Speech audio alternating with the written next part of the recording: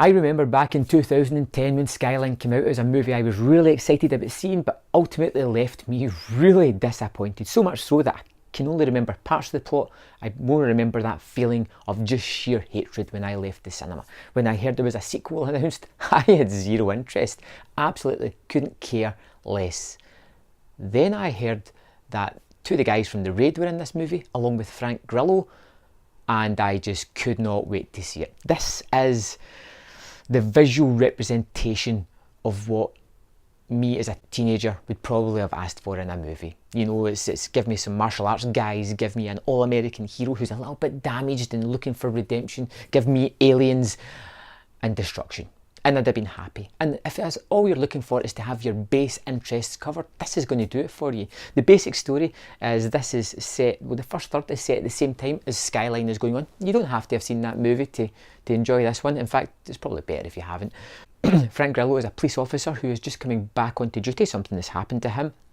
He has a son who's fairly wayward, and boom, aliens attack. That's it. That's all the preamble you're getting. You'll discover anything you need to know about the characters along the way, and there's really not.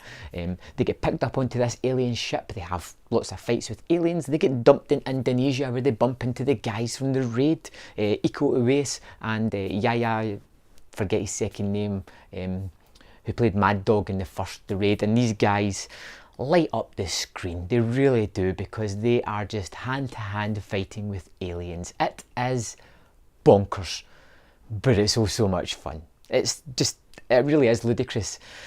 But the fighting's fantastic. You even get to see Iko Uwais and Frank Grillo hand-to-hand fighting for a little bit, and it looks as if Grillo can do his own. It's quite interesting. And a nice little fun fact, apparently Frank Grillo was going to be in the remake of The Raid.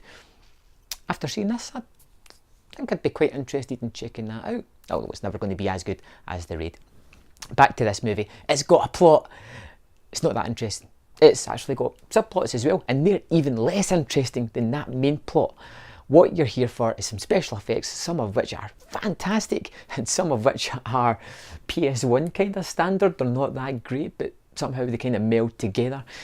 It's basically about these three lead guys kicking aliens' ass, hand-to-hand combat style. For that, you've got to admire that they've just went for it. They went with this crazy premise and they've made a movie out of it somehow. And it seems to be like a fairly large budgeted one as well.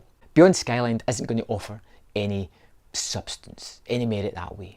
Like I said, if all your base interest is fighting, cool looking special effects, some action, you'll probably get something fun out of this. If you're looking for a deep, meaningful storyline that's going to grab you and emotionally tie you to the material, you're not going to find it in Beyond Skyline, trust me. Yeah, I don't know if I'm going to go back to this one. I may go back and just check out certain fight scenes because they're fun, they're energetic, they're filmed pretty well.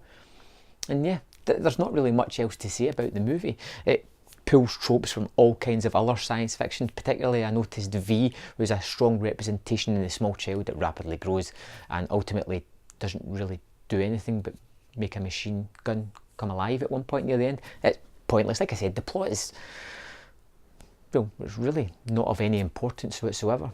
And, well, you know, Beyond Skyline was way better than the first one, but it's still just a completely average movie. If it wasn't for these guys doing amazing stunts and action fighting, I probably wouldn't have found anything to latch onto in this movie at all, which is why I can only give it 2.5 out of 5. Straight in the middle, average, just blah.